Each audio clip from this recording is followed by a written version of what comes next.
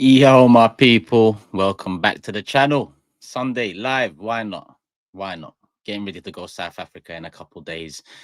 Probably won't be able to go live out there. I'll do a few pre-records, keep up to date with the transfer stuff. And welcome ZUBIMENDI. That's coming, right? So I'll be keeping the people updated throughout South Africa. But lives might be difficult. Hopefully not, and hopefully I can go live out there. But as of now, this will probably be my last live. Actually, let me not say that. Car tomorrow, breaking news. We signed Rodrigo. I have to go live, right? I have to go live, but it could be one of the last lives before South Africa. So hit up that like button, people. Already 300, well, nearly 300 people here. So big up the community. Sunday midday over here in the UK. But I know I got viewers all over the gaff. So big up, Enrique. See you in South Africa.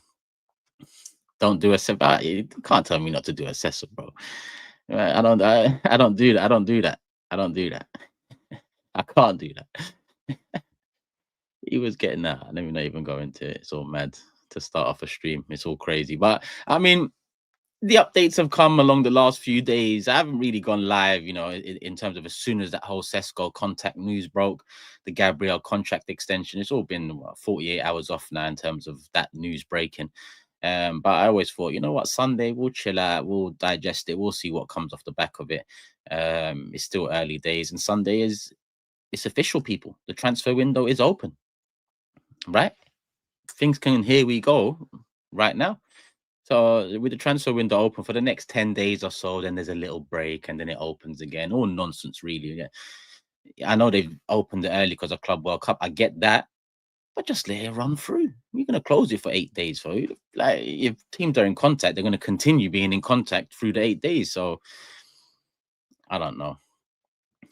Or don't, maybe actually I don't know. It can't even be a whole someone buys a player midway through the Club World Cup because you've got to register your players. So I don't really understand it all. But yeah, Yando in the building.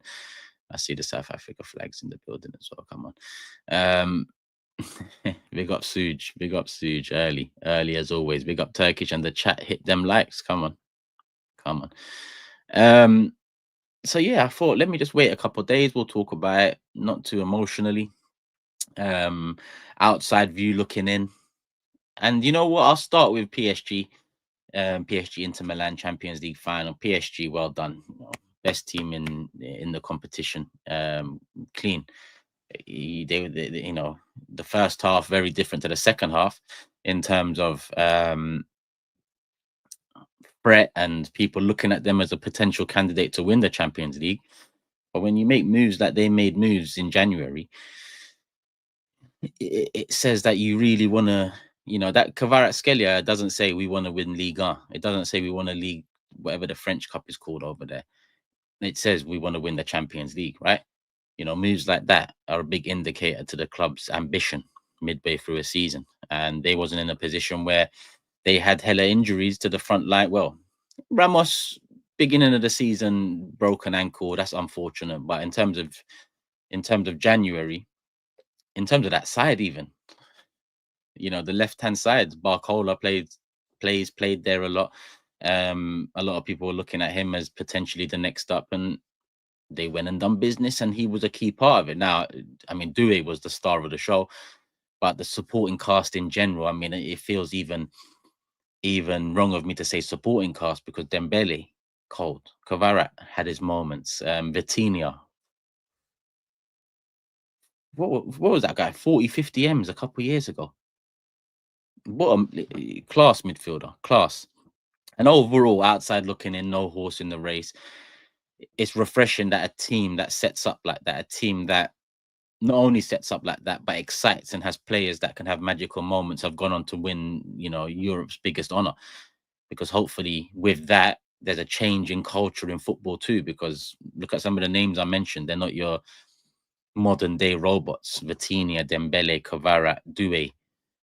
You could say Barcola too comes on and, he was unlucky with that. The way he turned that guy, I thought that guy might be coming off injured.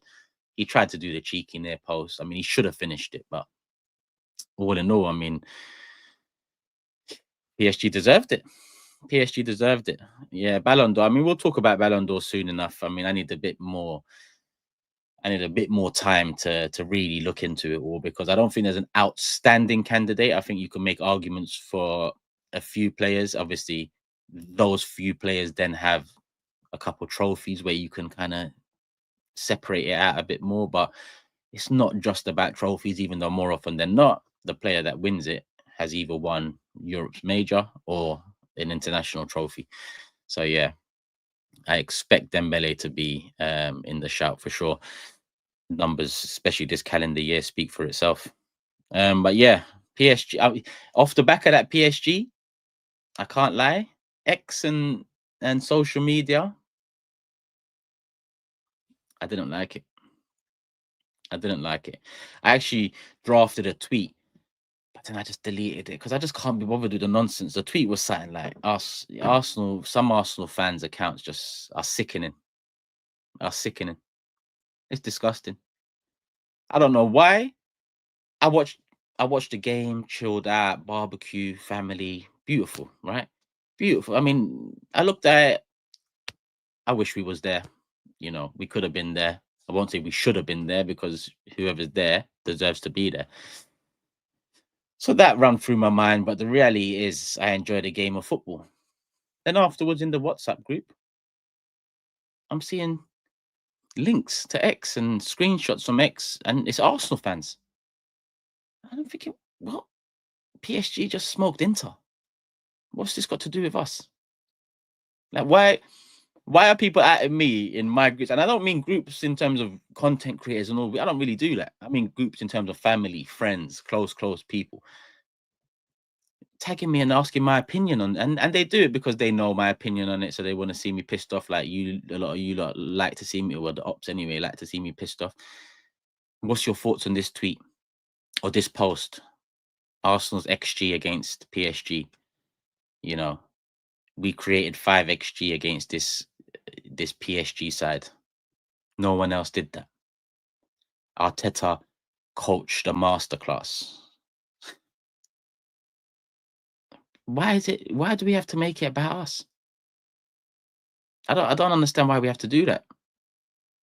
It's and then when the other side then retaliate, it's just, and then fans like myself, I'll put myself in that. People might not. People might put me that side.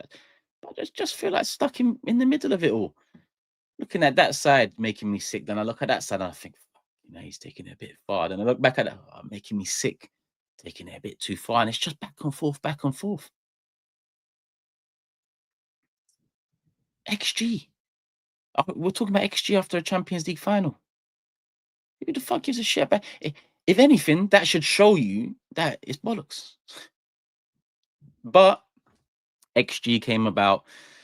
What were some other quotes? There were some other quotes, gems, and when I mean gems, I mean gems. Like, what was the other quotes? Wish I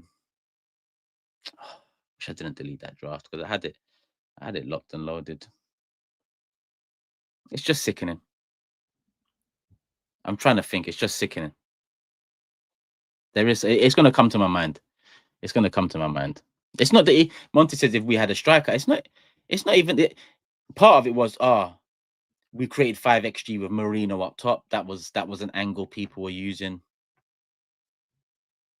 Then I saw something or someone tweet PSG, the only 6 PSG games this season where they've had lower XG, and then Arsenal's 3 games against them was all included in the 6. So what? So what? I'm seeing people saying, I can't believe we beat them 2-0. You know, coming up to a year ago now. Well, it's not actually a year ago, but you know what I mean. It's closing in on a year. I wish I could remember some of these gems. I wish I could remember, because and it's not often I tweet. It's not often I tweet. I just saw WhatsApp groups getting filled, laughter, what do you think? Then I'm seeing XG. I'm seeing PSG results against Arsenal across the year. I'm seeing some sort of justification that some people saying, and people want Arteta sacked for the PSG game. And I'm not someone that has been banging on that drum in terms of being the most vocal about it, right? I'm tired. I feel like it's, you know, it should have been looked at for sure. But I don't think people want Arteta sacked because of the loss against PSG. But then people will frame it like that because for somehow they've managed to pull out a positive out of PSG smoking into Milan in the Champions League final and lifting your trophy makes it look good for us. Or I don't know. Mental gymnastics at its finest last night on X. Mental gymnastics at its finest. I wish I could remember, man. One of the accounts said it should have been us in this final. That was one of the quotes. It should have been us. What do you mean it should have been us? Then we should have beat them. There's no should have beens at this level. Either you do or you don't. It's not shoulda. Oh, what was the other ones, man? People were just talking hella shit on this app yesterday, man. But it is what it is anyway. This ain't about PSG. This ain't about that nonsense again. Yeah, I mean, I see a few that are being mentioned. I mean, yeah, I mean, it's across the board.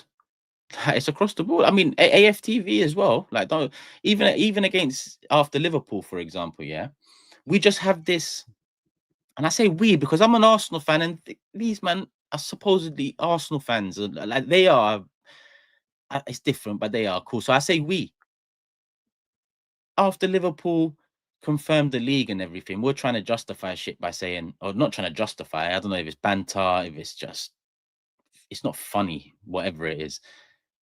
Their points total can't touch our points total from last season. We're hearing ceilings and floors and all of this nonsense. Like they've just won the league. It's time to fade to black. It's time to, just ghost. You just need to ghost. Some of these men need a pre-season themselves, I think, because they roll from one piece of bullshit to the next piece of bullshit, and then they hang on that piece of bullshit and swing on to the next. Do you get? And it's just have a pre-season. Just have a pre-season. Liverpool have won the league. Forget floors, ceilings.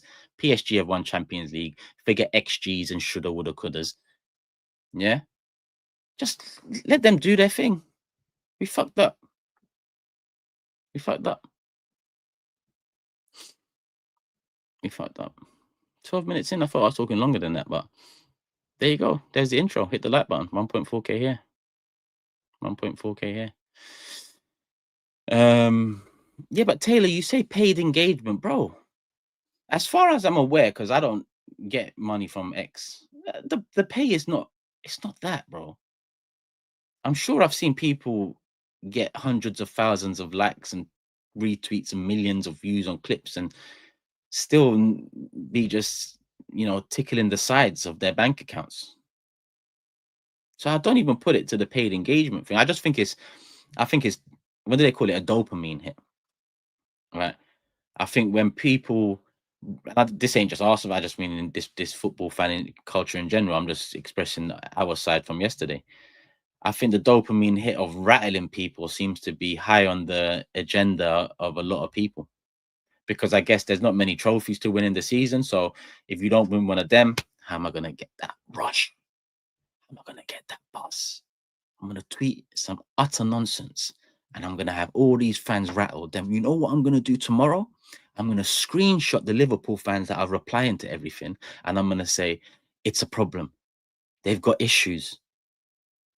You've all got issues. You've all got issues. There's a saying, and I'll probably butcher this saying because I don't know it. But you play with clowns, you're part of the circus. Something along those lines, right? So if you're yes, Liverpool fans will reply in their, thousands across X, and people were screenshotting it. Oh my God, another one. But guess why they were doing that?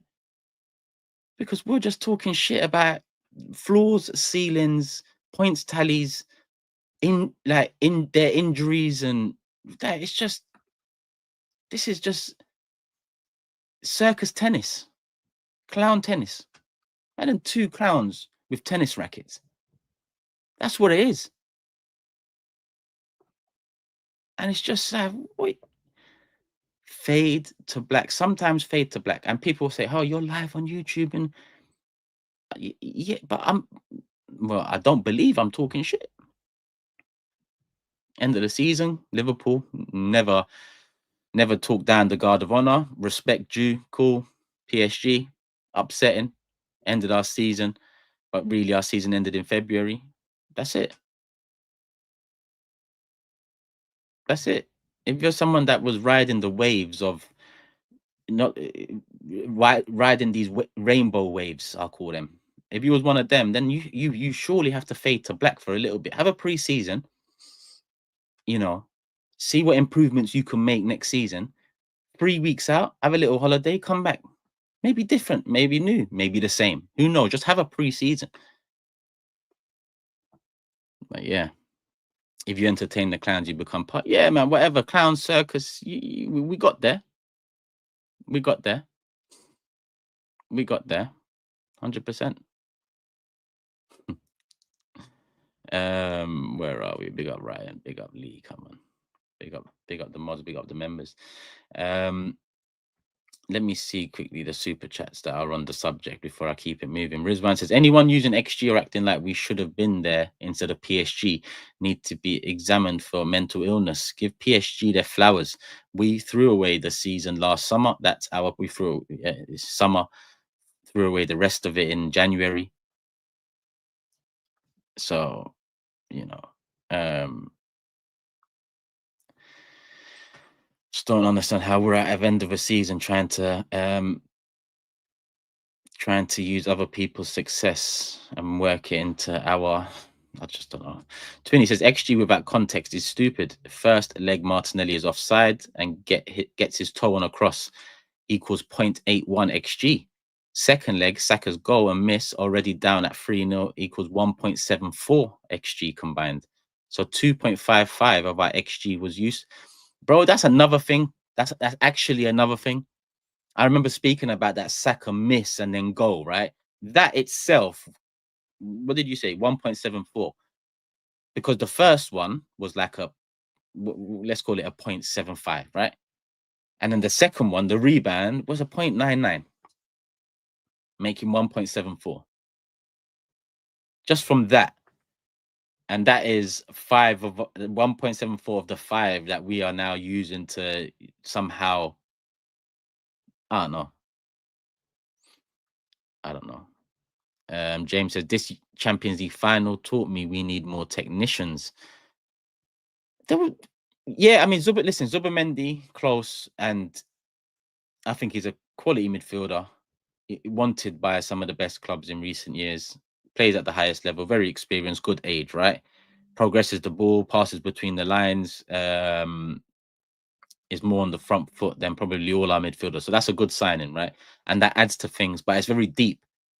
I think a lot of our problem, because Partey is also good at breaking the lines and getting the ball forward. He's actually the best we've got right now. Pretty clean. Maybe Georgie, but at a smaller level in terms of game time. So Zubimendi coming in, it improves the transition into the final third. But then where is the creativity coming there? Because I had this down for later on in the show, but we'll just talk about it quickly now since it makes sense. I've spoken about Verts. Where are we? I've spoken about Verts. Where did I put this? Oh, there we go. So Verts to Liverpool, I mean, it's just a matter of time, right? Probably the most creative midfielder you can get on the market right now, or all in age, quality, experience, ability, all of that. All in, probably the most creative player you can buy in this market. Whether you're looking at midfield or wings, probably as well. I mean, he's top tier. Then you've got Man City now closing in supposedly on Shirky. Now, is he a Verts? He has the ability and quality, but he doesn't have the experience. He doesn't have the CV, and he doesn't come with the rave reviews attitude-wise like Verts does, right?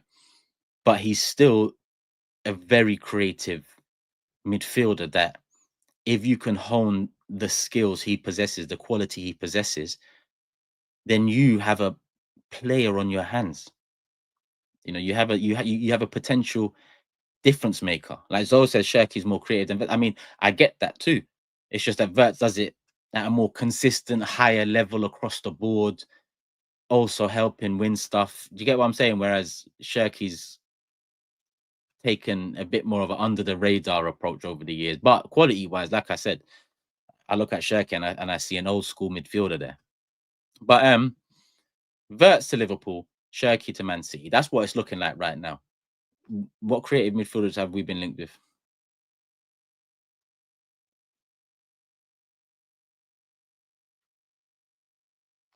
I'm thinking now, by the way, that's why I've gone quiet. But I can't think of a link unless I've missed something along the way. But I can't think of a link. None, right? Zero. Yeah. You already have Odegaard. And that's one we use as well a lot. We already have Odegaard. We're going to impact Nwaneri's development. I'm even hearing Max Dowman a lot this summer. The guy is 15. Max Dowman is 15. We're being told, or there's rumors that he's going to be registered with the first team squad next season. And again, a lot of these big Arsenal fan accounts, whatever accounts they are kind of not mad, but playing with the engagement. So what if he's going to be part of the first team squad next year? So what? The guy's 15. Oh, but Yamar 16, 15. Look at Doué 19. Look at Manieri. Look at Lewis. Yeah, it doesn't mean start doing all of that. Just because you got your good youngsters doesn't mean you don't buy on top of these youngsters to help their progression. Whether that be a shadow for them to kind of work behind, whether that be quality for them to learn from, whether that be competition for them to push themselves against. But a lot of us look at it as, why would we link to him? We're gonna stop the progress of a 15-year-old. Or Ranieri. Ranieri for me is Saka's backup, right? So that's his. Saka's his, he's in Saka's shadow in terms of coming through. So what about Odegaard? Max Dowman. Max Dowman. He looks quality, by the way. Looks quality. But don't talk to me about Max Dowman for at least another 3 years. 3 years. Let me make it to 3 years and then talk to me about it first, because 3 years is a long time. 3 years is a very long time. 3 years ago, a lot of Arsenal fans like to tell me we was 8th or whatever, we was 5th. Yeah. So 3 years is a long time, right? Just stop it. I don't understand. You've got these big accounts, hundreds, 200s, 300s, 400s of like followers, thousands.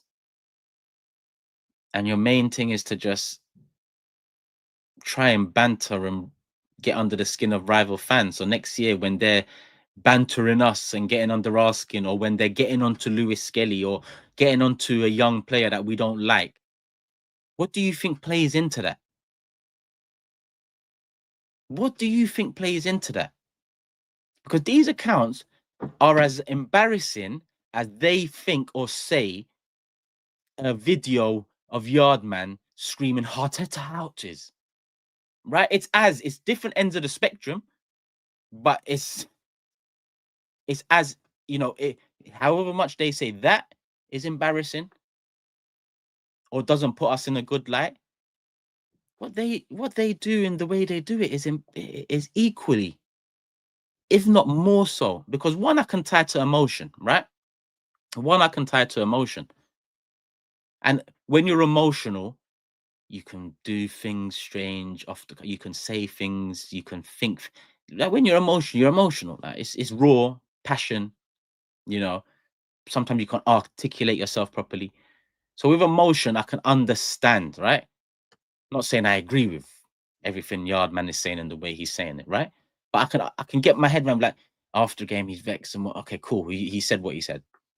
But the tweets last night, one of them was I just see it going we went toe to toe with this PSG side.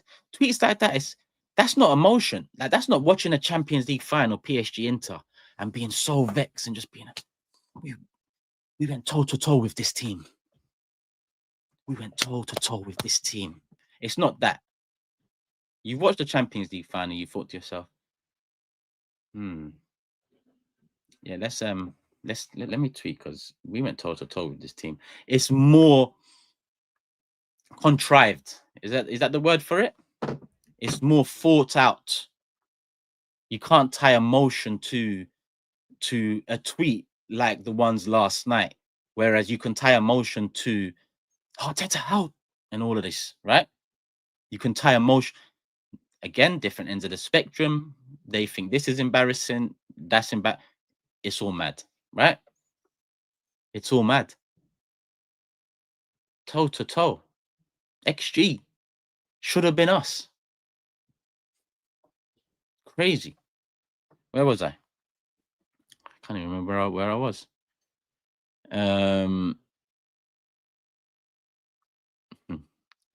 Big up Ziggy. He said, just getting up, my guy. Heard some new team on the Champions League. Do me a favor and don't jump in any canal. Major in the next 2 years for sure. I am with you.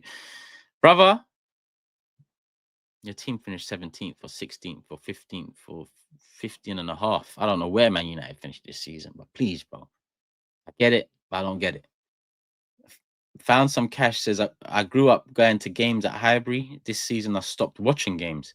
Had enough of the same boring cycle of cope and then failure. You're not a real fan, bro. You don't sing Samina Amina. Doesn't matter if you went games in Highbury. Who cares about that? In 2025, who cares about the sweat, tears, sometimes blood you would have put in watching football back then? Who cares? Just sing Samina. Back everything. If we're linked to a player, say that player fits our system, like the last piece of an amazing jigsaw, right? Even if you don't believe it, just say it. And then you'll matter in this day and age. Suj says, showing my age, I still don't get XG. Let the players just play. The true ball playing players will shine. They shouldn't have to worry about this X shit.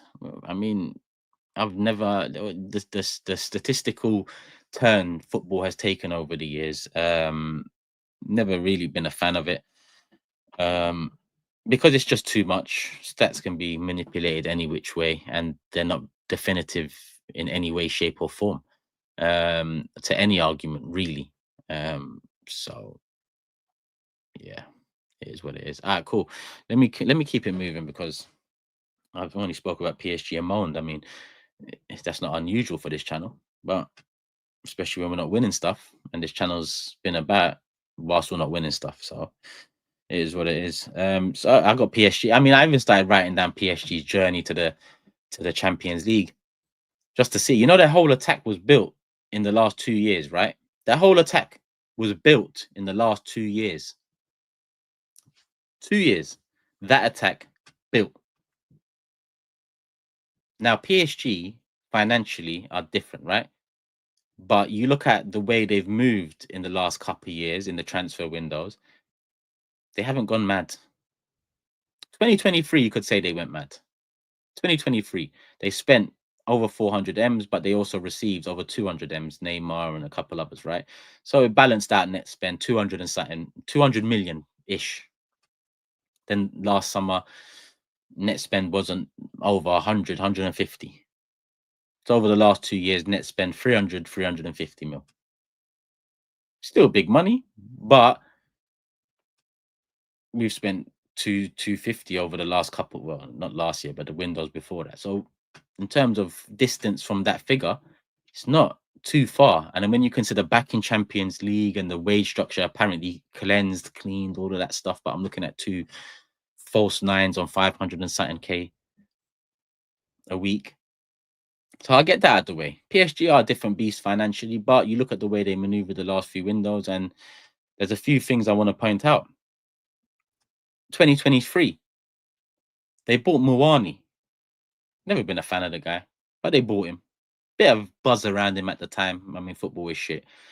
So Muani was getting a bit of a buzz. They bought him. I think they spent close to 100 million euros. I think it was like 90, 95. Was it 90, 95 million euros? I've got 80 million pounds here. So let's say 95 million euros off the top. I'm not a currency converter, but yeah, let's say roughly. They bought Mawani. Did it work out? Did it work out? It didn't, did it? Where is he now? Oh, he went on loan January. Okay, Juventus. Okay. So within 18 months of that 80 million transfer, he went out on loan to Juventus. Within 18 months. How come there was no Samina for him for 2 years going into free? Side note, I go back to Darwin Núñez as well, and I say 80 million. Didn't work out. 2 years later, starts 6-7 games in his third season. No one cares. And by that, I mean Liverpool fans. It's like, it didn't work out. Let's move him on. If he goes, he goes. If he doesn't, whatever. Whatever. You see, you move on quick from mistakes. You move on quick from mistakes, not make a mistake. And this is not just Mikel with Kai, for example. Wenger done this for the entirety of the Emirates era with a few players. Players not working out, and we just keep them. It's just not a great business model, right? Mawani 80 million on loan 18 months later to Juventus didn't work out. Big loss. But Dembele 45 mil. Big risk taken. Injury problems, his step up didn't work out. Quality player, both footed in his youth. You struggle to find a more exciting player in that time, and that includes, you know, who was it? Haaland, Mbappe around them times too, right? If I'm not mistaken. Quality, electric, exciting, entertaining. But it didn't work out for him. Injuries became commonplace in his career. But they took a risk. 45 M's. Worth the risk, I guess, especially when you look back now. You look back now and think 45 M's still. So 45 M's they got him in. Risk. Barcola, young, 40 mil. This is all 2023, by the way. And I'm focusing more on attack here, by the way, people. Focusing more on attack. Barcola, imagine 2023, Mawani, Dembele, and I'm on Barcola now, by the way. That's 3 attackers in already. But Barcola, in terms of building. Cool. Barcola, 40 million. So in that, you've got a left winger, right winger, and you've got what some call a striker in Mawani. But then they got the South Korean Kang In. They brought him in. Squad depth. And to be honest, a couple of years later, he's still squad depth for them in the league cups. You know, he plays the minutes to keep the players fresh for the big ones. Cool, he's still there.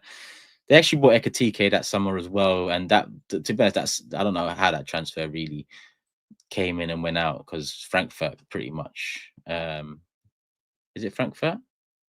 Yeah, I think it's Frankfurt. Is it Frankfurt?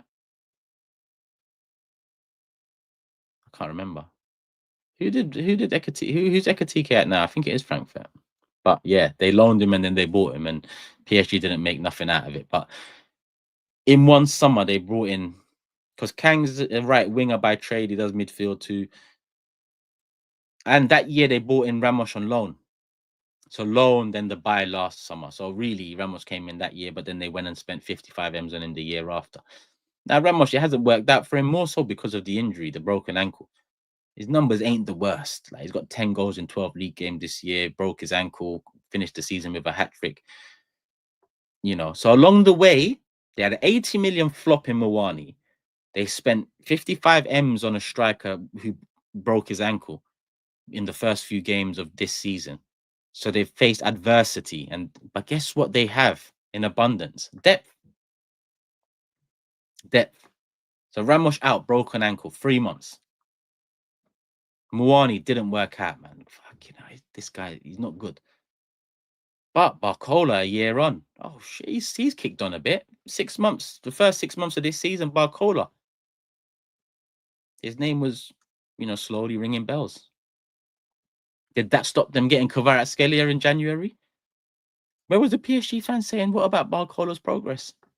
We don't want to hamper Barcola's progress now, do we? Why would we get Kvara? This is, you know, this isn't classy, is it? No, they got Kvara. They brought him in on top of Barcola's first 6 months being quality. I'm still on 2023 because 2024, on top of Ramos, which they signed, sealed, delivered, they bought in Doué as well. 45 M's. And I'm talking pounds here, people. 45 M's. Mawani, Dembele, Barcola, Kang, Ramos, Doué, Kvaratskhelia. And you can put Ekatike there. 8 attackers, either quality now or potential quality for the future. And they've landed themselves a treble. Like I said, I'm focusing on attack. Vitinha came in, I think, 2023 or 2022. 2022. Ruiz came in, was it last year or 2 years ago?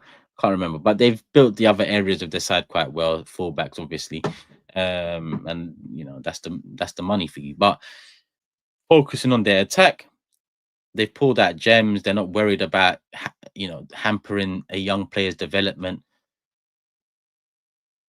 To be honest, Barcola, I'm not amazed by Barcola, but I think being around the Kvarat, it will help make him a better player too. I think Barcola is a good player, by the way. I think he has potential for sure, but I'm not one that's after him like that.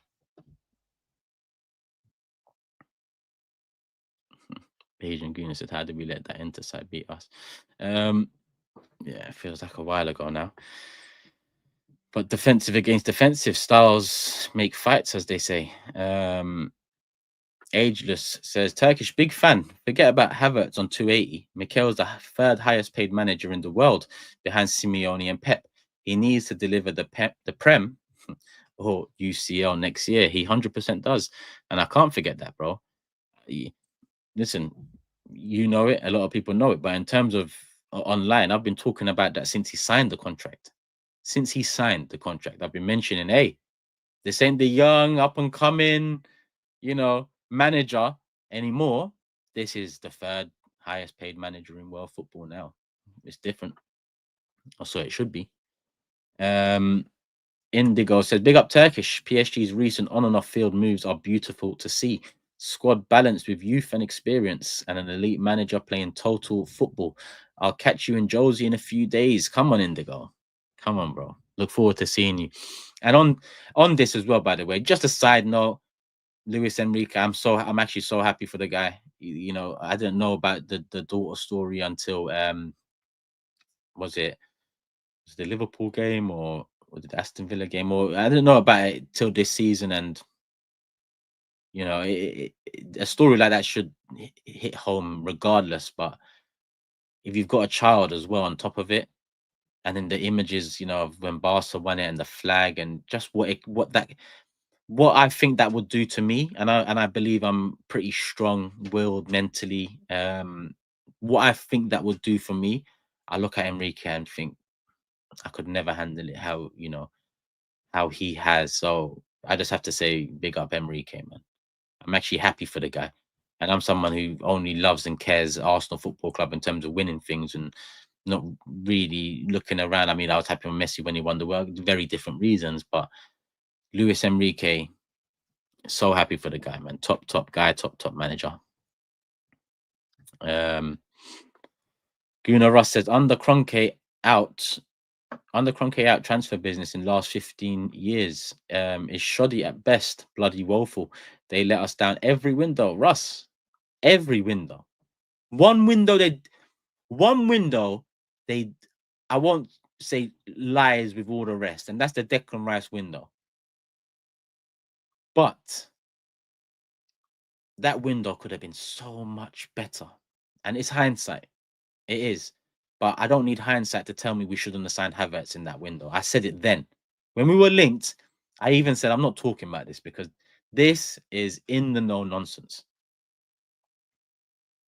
It wasn't.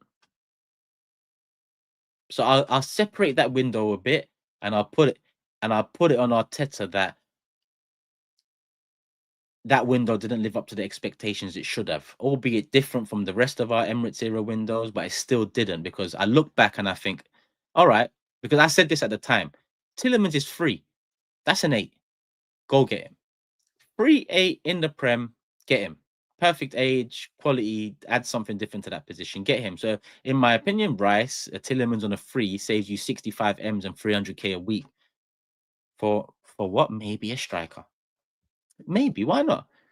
Or maybe a left back and a goalkeeper. I don't know. I can only work with what happens, right? So that's the only window Russ I'll separate out. And then the manager fucked it. And I say fucked it. We went on to have our highest whatever goals and whatever people were saying, and we took it to game week 38. I think a lot of credit for that goes to Mikel and his tactics throughout the season, right? It worked to a certain extent. We was very, very close, the closest we've been to a league title in this Emirates era. But what also held him back is the decisions he made in the summer, which is a kai. Oh, but he scored 11 goals in 13 games to end the season. Yes, but the problems it caused in the first half, trying to fit him in, tailor it to the new system, and then put him into it. In the end, part of that cost us. Part of that cost us.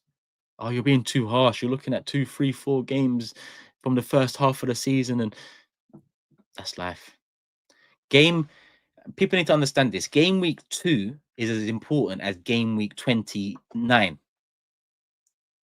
Game week 7 is as important as game week 33.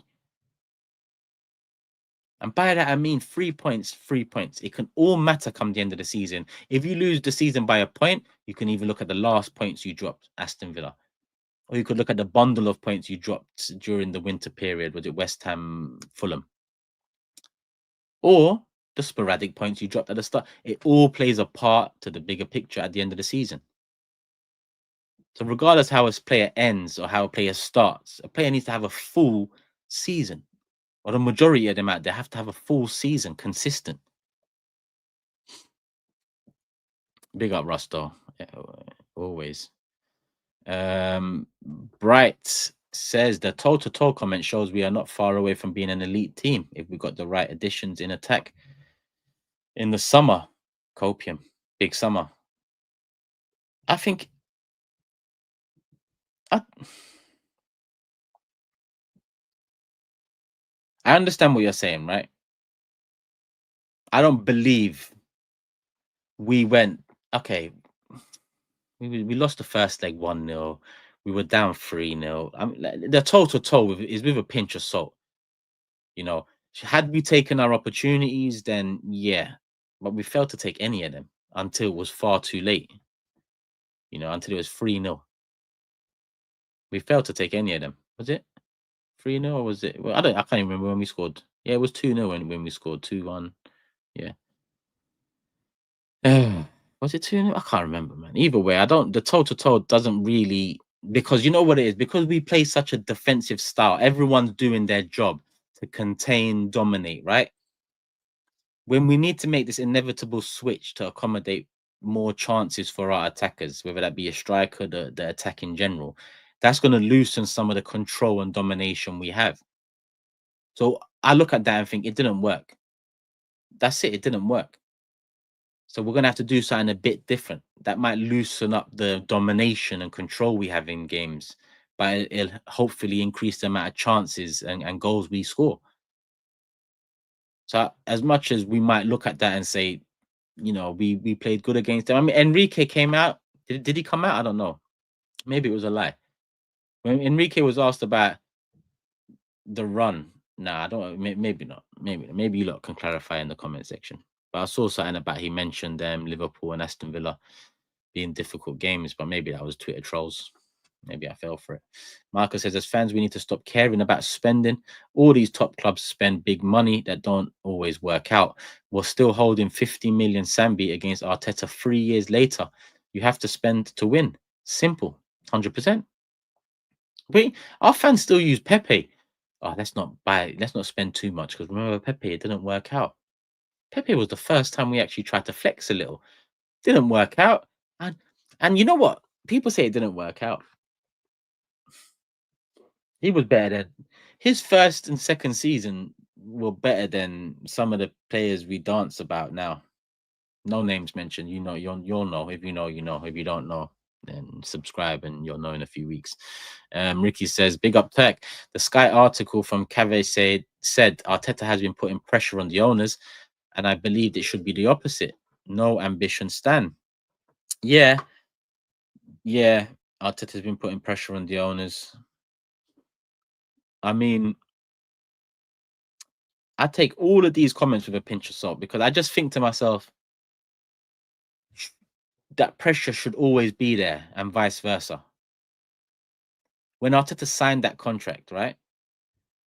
Honestly, I don't know how you can be happy with the window we just had last summer, but you signed the contract. So I assume you were either happy with the window and you signed because you're still being backed, or you signed because in that meeting you said we cannot have a window like this one again. We're light, soft, we ain't got the resources up front. And you signed with the belief that we won't have a window like that again. That's the only ways I'd really kind of accept that. So I don't want to be hit like the pressure should have been on. The pressure should have been on in August, September, October after that nonsense of a summer window. The pressure should have been on in January. And by these months, I mean in between these months too. Because they should always be working, right? Even the whole SESKO contact thing. Have we wanted the player for over a year or not? That is breaking news that we've made contact with SESKO.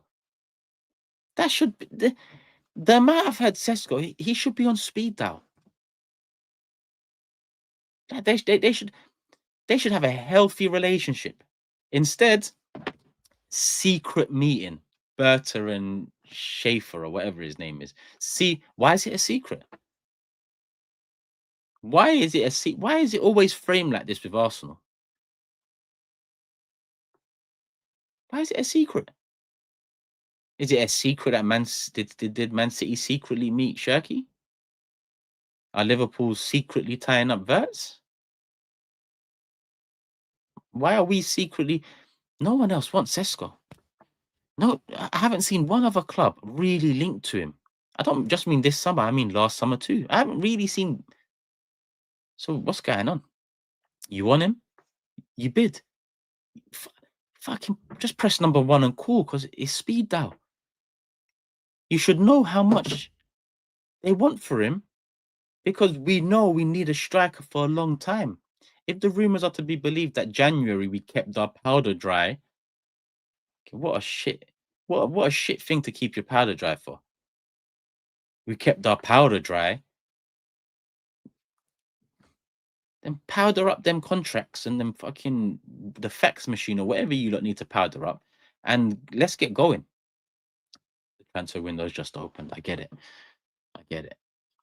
But I'm looking around, I'm seeing creative midfielders going to Liverpool, City when we need it the most. Make that make sense. Make that make sense. Goosebumps, right? Well, go for the best creative midfielders you can get then. Okay, the real Kevin said Enrique said yesterday Liverpool and Villa were the hardest teams PSG played in the Champions League. No mention of Arsenal. Arteta got away with lying about that. And you know what it is as well, yeah? The fans play a part in it as well, Kevin. And by that, I mean, I'd say we gave them a more difficult game than Liverpool, right? Liverpool took them to penalties. So, they really got close to knocking them out. Liverpool got much closer than us, right? Like, that's not a debate. But in terms of the game and the difficulty of the game, I'd say it's fair to say we gave them a more difficult test in moments across the two games, because I think PSG against Liverpool, they were brilliant, right? So I feel like things like the way the fans react, the media, the way Arteta speaks after the PSG game, that led or leads to Enrique not mentioning us as one. And not that I care. If he mentioned us, cool. I won't even say good. If he mentioned us, cool. If he doesn't mention us, cool. Whether he mentions us or not, we ain't got a trophy. So I couldn't care less. But it all plays a part into the aura that we create out there, that even managers and the media play. I listen. Big up, Danny. Told you on last stream, Havertz is starting guy. You did. If you don't remember from the last stream, DM put in a super chat saying Havertz will start the season as striker. If not, he'll give me a ticket for one of the away games coming up next season. And lo and behold, a day later, it seemed like Havertz will be starting striker next season. But I've still got hope that that might change.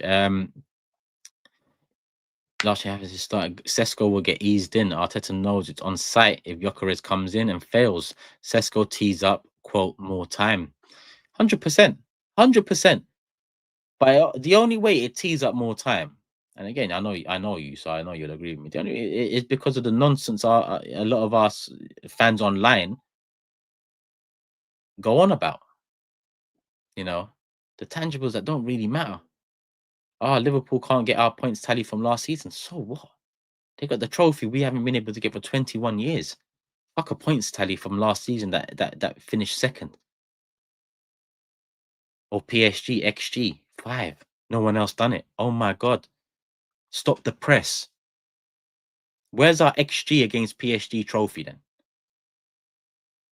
It's just nonsense. So SESKO, I also don't like the whole, and I've played, before I continue, I've played my part in this because I do really want Gyökeres. Why? Not that I've seen an abundance of him across 2-3 years. I've seen enough of him to like him, but his stats speak for themselves. And Arsenal have never gone really for the finished article, or very rarely gone for the finished article. So that's why I want him. But this whole team SESKO, team Gyökeres, all this stuff, all I know is, for me, what hurts is I don't believe SESKO will hit the ground running, right?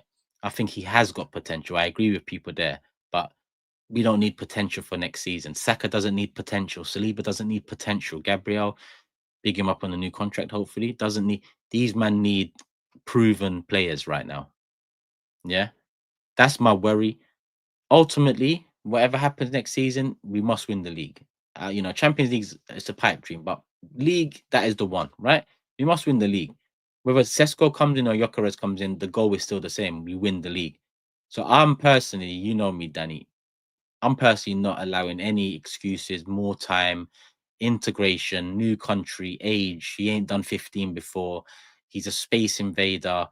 He creates space for other individuals on this fucking pitch because in attack, we've got more people creating space for others, that there ain't people that want to take up that space that's being created.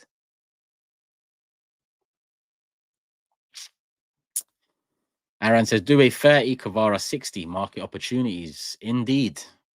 Indeed. I think Due was 40, 45, but yeah, indeed, with add-ons and whatnot.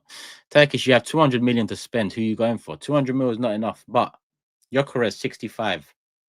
I want to say Rodrigo 85. I'm still going to say Rodrigo 85, 150. Shirky 25, 175. I'd sell Martinelli for 50. That brings it down to 125. ZUBIMENDI comes in for 50.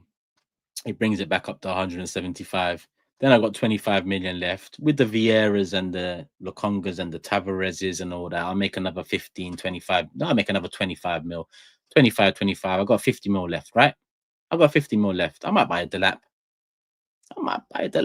It's too late now, but I'm just giving you off the top, off the cuff, what I'd do.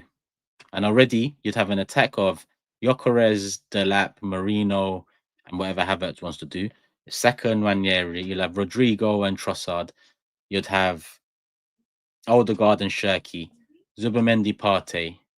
You'd have Rice there. I mean, I might look to get an 8 in, but you've given me a budget, and I've got to work with that.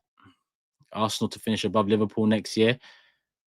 I don't see that happening right now, if I'm honest with you.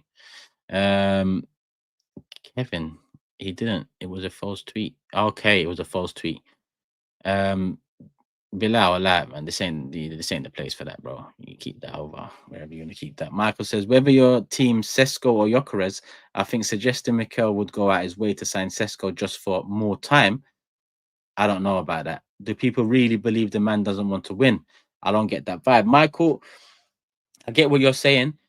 Would he intentionally get a player not to win is essentially what you're asking. Now, I'd say the answer to that is no, but has he got a problem with the necessary characters needed to win? at the highest level. And by that, I mean elite players, especially attackers, come with an aura, come with a character more often than not. 9.5 times out of 10, they come with that. I'm the man. I'm gonna be the man. I bang the goals. I create. It's me. There seems to be a problem with it because anytime there's an opportunity to get someone in that, like a Berto on a football pitch. By that I mean someone that's been around the game, has a reputation. I don't mean 10, 12 years in it, because of Kvara's only been in it 4 or 5 years. But I feel like titles now, the treble, he's won 2 leagues this season, 2 leagues and a treble. Like, so I don't just mean age, but it seems like he's got a problem with that type of character. Like Sesko seems a nice guy, and someone young, learn all of that stuff. So it's not necessarily would he buy a player not to win, but does he have the managerial ability to coach a player that might be necessary to win? Shirky would be a good example, in my opinion, because again, like over the years, we've talked about saving players. Didn't we try to save Kai Havertz and Georgie? But as soon as you mention Shirky, because we're not linked with him, and because it's his attitude stinks. What about saving him? How about we try and save a player that has some incredible technical ability, rather than save a player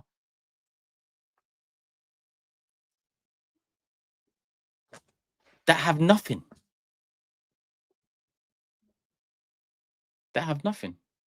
So, Michael, I don't know what your thoughts are on that. Do you see what I'm saying in terms of the type of characters? Um, it's not characters or egos, it's profile. I don't know, brother. I don't know.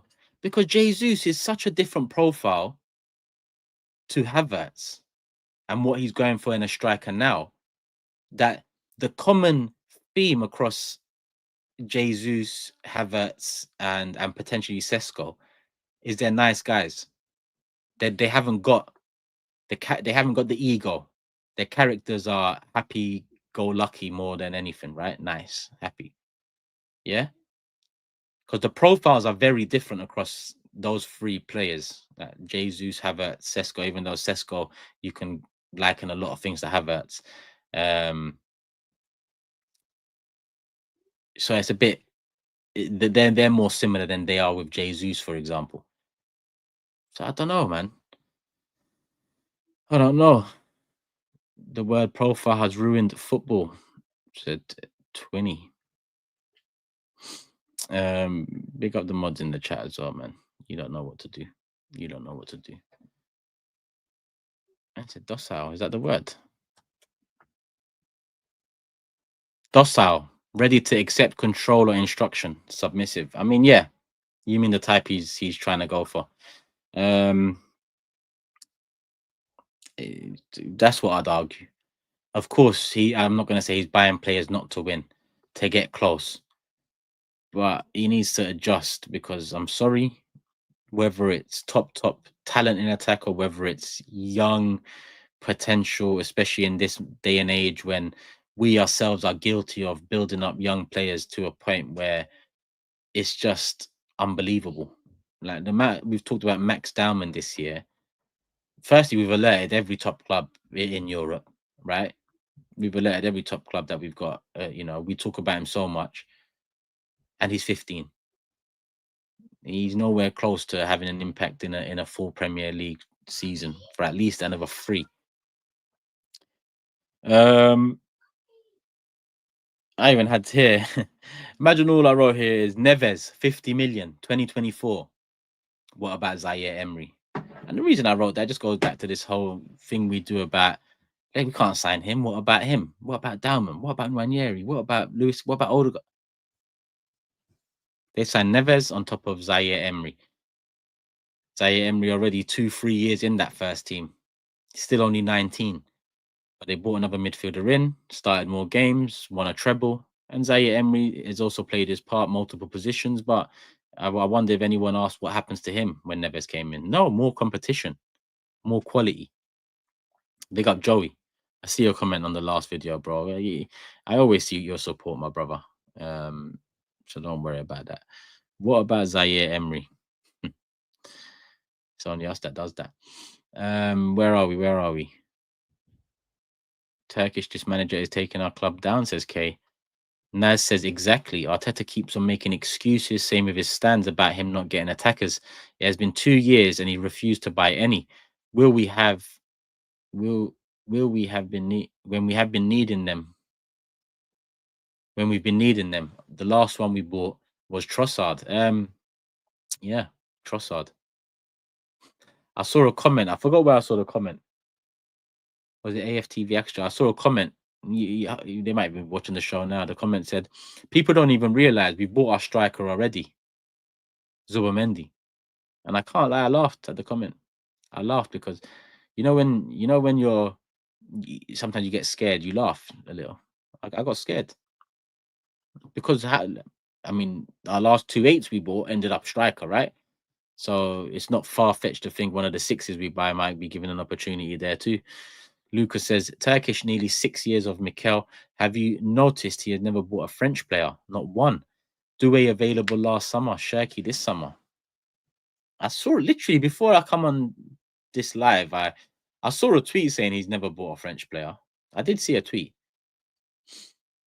but I mean, Saliba seems to be or has seemingly been happy with his integration and the club and management and all that. So I guess he's our only. Is he the only French guy we've got? Is he the only French guy we've got? He is, isn't it? Mad. We've come a long way. Not a good way. It's a long way. But yeah, I don't know.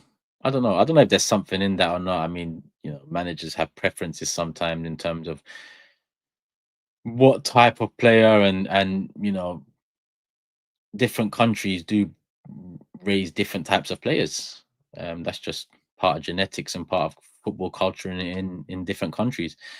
But yeah, I mean, the French market, in my opinion, there's a lot of talent there. There's a lot of talent there. It did go down for a bit, but there's a lot of talent there that it would be nice. I'd say it would be nice, but again, do what you have to do. I'm gonna give my thoughts on it next season, regardless of my thoughts not aligning with what you do or aligning bang on with what they do. We've got to win the league. We've got to win this league next season. Let me see. His talent ID for attackers is poor, says Razor. Is it poor or is it just I don't know? I mean, Jesus, Trossard, and who's the other attacker he bought? Jesus, Trossard, and Martinelli was here. Saka was here. Ranieri's been here. I guess Havertz, even though he was bought as an 8. So I'd say really the attacking bias has been Jesus and Trossard, right? So Jesus, I mean, I wouldn't say that's terrible. I wouldn't say that's terrible talent ID. If I'm honest, it's terrible that that's the only 2 attackers we brought in. But I don't think that's terrible. I mean, it's terrible giving Jesus 250. That's insane. And then giving him the 9. But cool. That's what we had to do to get him in. Trossard for me, good signing. We just ended up being Arsenal about him. We've got a great 12th man there. We go into this season and he ends up being an integral part of the first team, where some 12th men don't bed well with the first team consistency. And I think that's Trossard. So in isolation, I think the only 2 signings he made, not completely against it. But why is it the only 2 signings you've made? What was Rice's XG for those free kicks? Good point. Good point. Big up Michael as well. Again, we passed the hour, This is just flown by. Get your point, and I agree. Just think some fans suggesting he doesn't want to win is far-fetched. Whether SESKO or Gyökeres, I don't mind, as long as it's a collective decision. On their heads anyway next season, there is no context. I agree. All round, I agree. Maybe you want SESKO, you want Gyökeres, you prefer. Like, really and truly, it's win the league. Win the league. My only gripe with it is, and people often say to me, don't think too far, don't think too far. But when over the years, and it's been about 10 years now, when you think ahead and then most things that you think kind of fall into line and play out, you start thinking you know this club, this brand, this entity, this person well enough to predict the next couple of years, right? I just think you sign Sesko, we don't win the league. That's what I think. Yeah, I just don't feel. Let me pause and see what else comes about around, Sesko in the attack. But judging from what I'm hearing, we sign Sesko. Let's say we don't win the league, and then Arteta gets sacked because it's 6 years is too much. The process binned, right? The next manager comes into an attack of Sesko and Havertz. So I'm always also thinking a bit ahead. That's where some of my frustration comes from as well. If it doesn't work, then I'd much rather we have a Gyökeres type and then the Marino Havertz type, then have Sesko, Marino, Havertz as the options. Whether that be for Mikel going into the year after next season because he wins the Premier League, or whether it be for a new manager because he doesn't. It's not a great. And then someone else, and then we've got 2 years to sort out a position that we've just wasted in. Either wasted away or wasted the money. So yeah. 2.5k. I hit the like button, people. Please do that for me. Let's get to 1,000 likes. It's been a while since I've ended a stream and it's been on 1,000 likes. So why not? Ecstasy became a new member. Big up the members as well. I mean, loyal. That's all I can say. Because I don't do nothing on the membership side of things. I need to, and I will do. Can't promise you when, because I've still got, big plans to do more content on the main side next season. But eventually, man, I'm getting there. I'm getting there. As you can see throughout this season. Big up Hybrid Ultra. Neither Sesko or Gyökeres are enough to win the league, in my opinion. You need more. I mean, yeah, that's why when I was asked about what I'd do, I kind of suggested I would sell Martinelli to maybe bring in a Delap on top of a Gyökeres and have more options. More options all in. But I understand that we need that community call in Turkish for the members and the mods. Okay, I can do that. I can do that. We've got a few mods and a few members. I think we can do that. I'll have to check. I'll have to check the numbers and consider, like, maybe if I've got 20, 15 mods, 5 of you might be this time zone, 5 of you might be that, 5 of you might be this, and then. But it'll take time. It'll take time. I'll use the community section and the membership section to kind of iron that side of things out. Jasuk says one thing Arteta must do is rotate the squad. I don't want to see Saka coming on for the last 20 minutes of a game. We are clear. We are clear. Forget we are clear. Even if we're not clear against Preston or Bolton, don't tell me Bukayo. Leave him at home. Just let him enjoy whatever at home. Just more of that. Not just Saka, just more of that in general. Kivior, he stepped up 2 years in a row now. He stepped up at left back 23-24. He stepped up at centre back at the end of 24-25. He's shown enough to be able to give him games, not just Carabao, some league, mix it up, some Champions League. There are games throughout a season where you don't need to play Saliba and Gabriel for every single one. Play Ben White instead of Saliba. Build Ben White and Kivior as our second partnership behind the main. Just mix it up. Mix it up. Zubimendi here, Partey there. Cool. Their paths don't cross, but they share the minutes. They share the limelight in that six. Rice, we're a bit stuck because we ain't got nothing there. Odegaard right now, we're stuck. We ain't got nothing there. More fool us if we do that again. But Saka and Ranieri again. Ranieri can start, not just Carabao. He can start some league. He can start some Champions League. He can start an FA Cup game too. Why not? Why not? And then the rest is the same. Gyökeres, if it's him or Sesko, for me, the new striker has to start the majority. Then you have Marino, Havertz, let's say, because he is the natural. I say natural. He's natural nothing, but he's the one that is known as the 9. Marino is the rotation with Rice.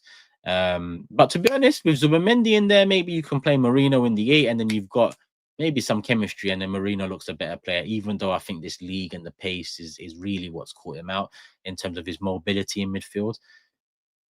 I can only hope. Maybe it's copium of my own. Maybe I'm talking shit. Big up X. But yeah, for me, it's rotate and make sure you have the squad necessary. I don't care what Pep's saying about light squad or I leave and all of this stuff. I do not care, Mikel. You are not Pep. We are not City. We don't have the resources or the trophy history over the last 10 years to worry about how they want to do stuff. Learn from this season. Light, quality, quality, quality. Light bringing quality. That's it. That's it. So it says Transfer Daily just dropped. Here we go. And big up Bajan. Come on, Bajan Guna. Turkish, you man are goats to this YouTube thing, and your community respects you, man, highly. The link up is necessary. 100, bro. Look out for the. I'll put a community note for the members, and look out for that over the next week or so, and I'll try and iron that out. Make it somewhat consistent for next season. Arteta turns Saka from right back to a superstar right winger. Brother, Saka was already on course to be a very, very good player in this Arsenal side. He had quality from a young age. You know, him and Martinelli did. Martinelli didn't work out. So even if we're gonna say Arteta turned Saka from a right back to a superstar right winger, what did Arteta do with Martinelli then? Describe that one for me. Like the same way you describe this here, describe what Arteta turned Martinelli into then for me. Because you could say Arteta turned Martinelli from a young, vibrant left winger to a left back support unit. Like, I don't know, but what I'm saying is, you see how we can all say a sentence and tailor it to what we want. Nah, it's Saka. Saka was not made by Mikel Arteta, and not in my opinion, anyway. Ash in the building says, Turkish, are you worried at all about the ZUBIMENDI deal? Surely he could have had his medical in the Spanish camp. Worried he gets cold feet. I mean, the cold feet thing is very real because he's pretty much done that a couple of times now, or at least once against Liverpool, where it looked like he was happy about joining, and then all of a sudden, I think a word from the owner or someone in the club, and yeah, I'm staying. I'm not fucking leaving, as what's his name says in Wolf of Wall Street. Ali said Turkish, Liverpool and City making moves. Arsenal. Listen, Zubimendi will probably be announced soon enough. I say probably. Take that with a pinch of salt, people. Because like I said, the concern about cold feet is very real. You know, someone else might talk to him this time round, and we're pissed, or Marino might say, "Oh, this league is a bit, it's a bit more faster than I thought. It's a bit more physical and fast. Maybe stay over there." Yeah, I don't know because Marino hasn't really hit the ground, you know, running in midfield as one would have hoped. Because I like Marino in terms of coming into the season. I actually suggested him 2 years ago as a potential option in midfield in terms of depth and rotation. Now, I don't know, after the year, if Zubi calls him, Zubi might be like, yo, you don't look the player you used to look. What's happened to you? He might think, nah, that ain't me. Xabi Alonso wants me as well, so let me try and work that one out.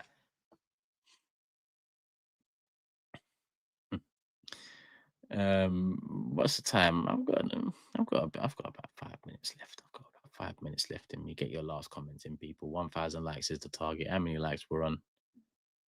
750. I mean, that's a good return. That's a good return. I mean, last time I thought I was closing in on 1,000 likes on another stream, it was 500. I was gutted. I contemplated my YouTube career. I thought, do they love me like they used to? But this 750, I'm feeling the love. I'm feeling the love. It's love for the love. I don't half talk some shit. Like, you know, you gotta smile, you gotta laugh in between the pain and the suffering. Michael says, never been an in and out fan. Neither have I. The hyperbolic nature of, I mean, I say never. I mean, with Wenger and Kroenke, you know. Well, Wenger because of Kroenke, but Kroenke, that motherfucker out. Capital out as Yardman. This is a H-O-U-T. This ain't normal out with Cronkies. With them, I'm all over the out.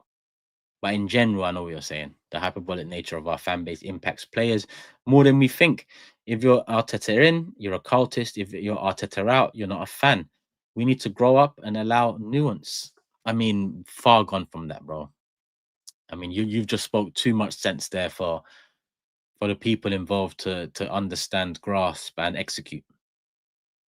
You know, I think they can get to understanding, grasping it, but the execution of it, nah. Brain cells fried.